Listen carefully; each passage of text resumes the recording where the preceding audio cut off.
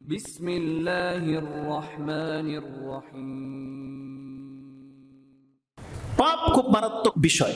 পাপগুলো কেন আমাদের উপরে হারাম করা হয়েছে? যতগুলো অন্যায় অপরাধ আছে এগুলো কেন আমাদের উপরে হারাম করা হয়েছে?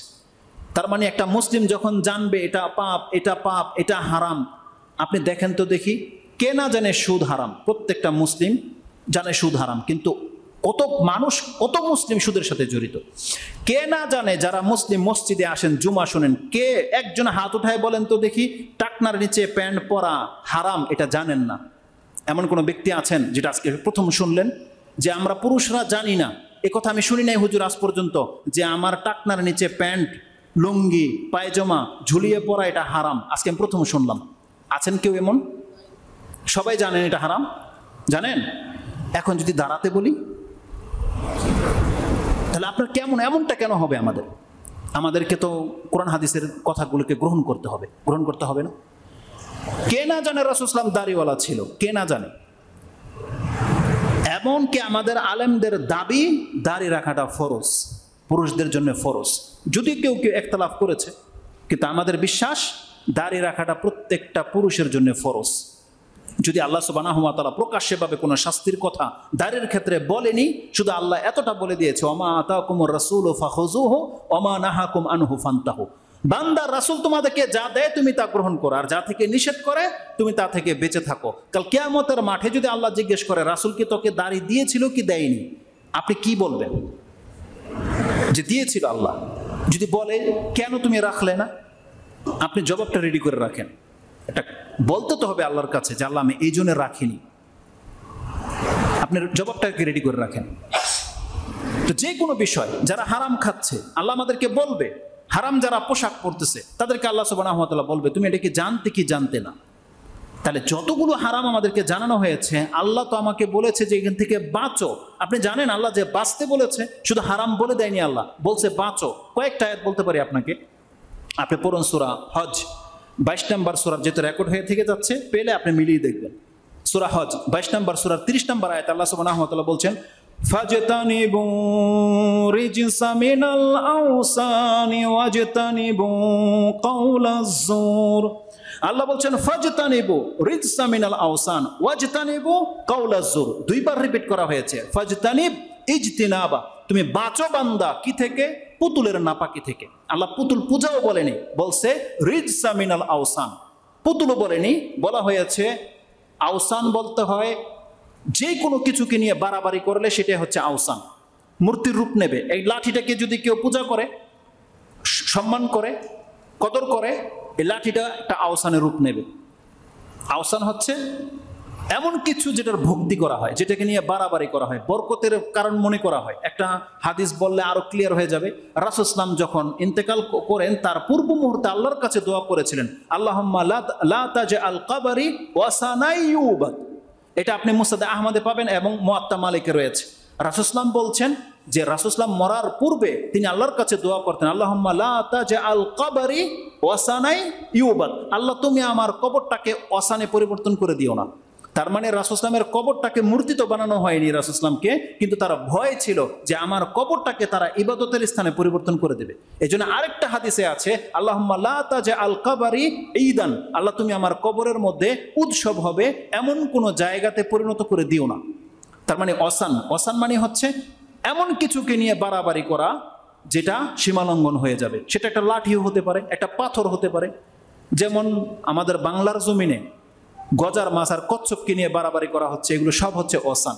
মাজারগুলোকে নিয়ে বাড়াবাড়ি করা হচ্ছে, পাথরকে নিয়ে বাড়াবাড়ি করে মানুষ। হিন্দুরা করে শিবলিঙ্গকে নিয়ে, আর মুসলিম নামধারীরা করে রাসূল সাল্লাল্লাহু আলাইহি ওয়াসাল্লামের ওই কদম মোবারক নিয়ে। এটা আমাদের এলাকায় আছে, নারায়ণগঞ্জ, নবীগঞ্জ একটা কদম, আর দেখে আসছে দ্বিতীয়টা আছে সিলেটে পীরগঞ্জ। ওটাও পীরগঞ্জ, এটা নবীগঞ্জ। ওই গঞ্জে গঞ্জে মিল, এক পায়েরটা এখানে আর এক পায়েরটা ওখানে, বুঝছেন তো? পাথরের পূজারী এরা। এটা হচ্ছে অসান। বাস্তবিক এটা সানাম নয়, মানে মূর্তি তো নয়, কিন্তু এটা অসান।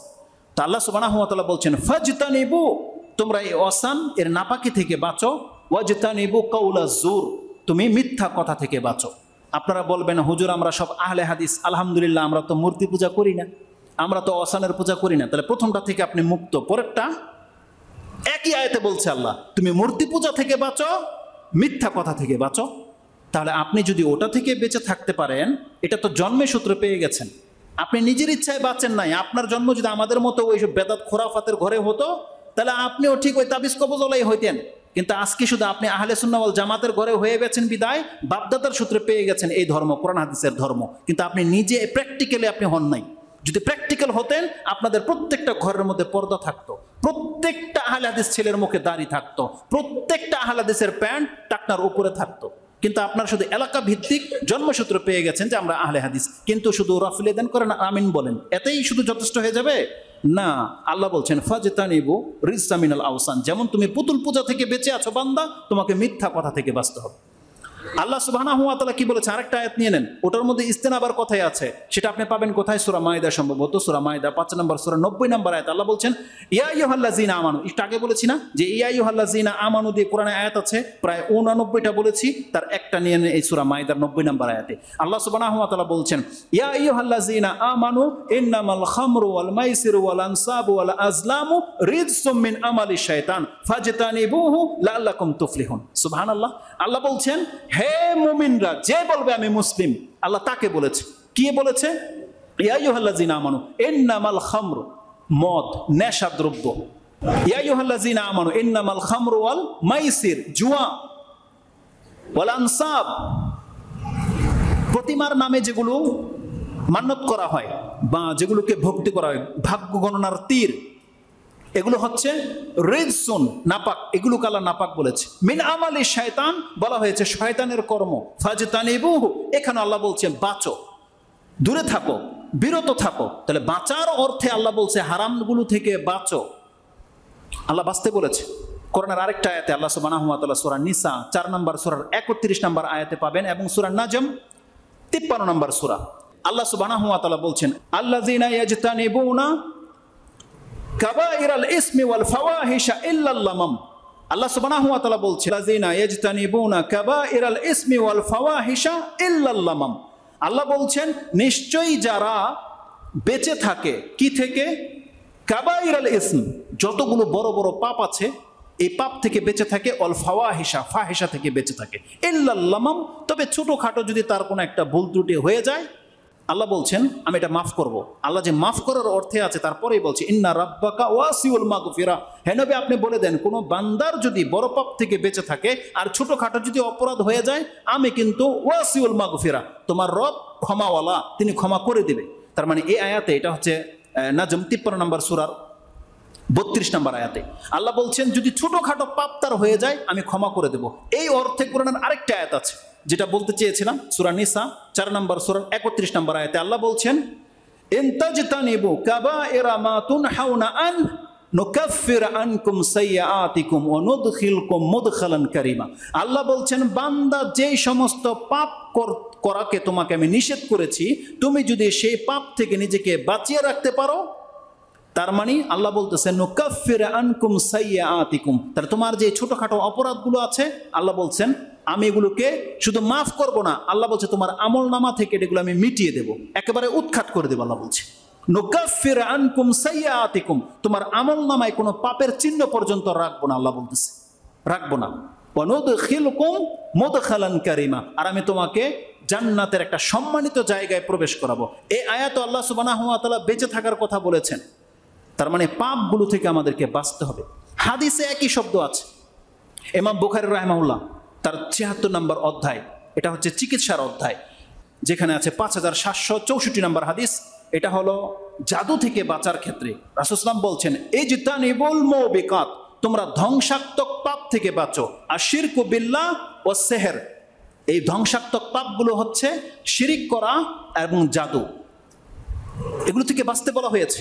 আরেকটা হাদিসে রয়েছে ইজতানিবু সাবআল মুবিকাত, তোমরা 60টা ধ্বংসাত্মক পাপ থেকে বাঁচো, তার মধ্যে অন্যতম একটা হচ্ছে ফাহিশা, জেনা, ফাহিশা। আজকে আপনি বলতে পারবেন আপনার সমাজের মধ্যে কতগুলো যুবক যুবতী আছে যারা এই নোংরামি থেকে মুক্ত? কতজন যুবক যুবতী বলতে পারবে এটা? আহলে হাদিস সমাজ তো, আপনার রিপোর্ট দেখেন, আপনাদের সমাজের রিপোর্ট যা, আমাদের সমাজের রিপোর্ট তাই। আপনার যেমন এখানে বেহায়াপনা চলে, আমাদের সমাজে এরকম বেহায়াপনা চলে। তাহলে এই সমাজ যদি আহলে হাদিসের সমাজ হয়, এই শুধু নাম দিয়ে নাজাত পেয়ে যেতে চান আপনি আল্লাহর কাছে, নাম দিয়েই, এটা হওয়া উচিত নয়। বরং আপনাদের যে গুড উইলটা আছে, যে মর্যাদাটা আছে, এটাকে ধরে রাখতে হবে, এটাকে ধরে রাখতে হবে, এই মানটাকে রক্ষা করতে হবে।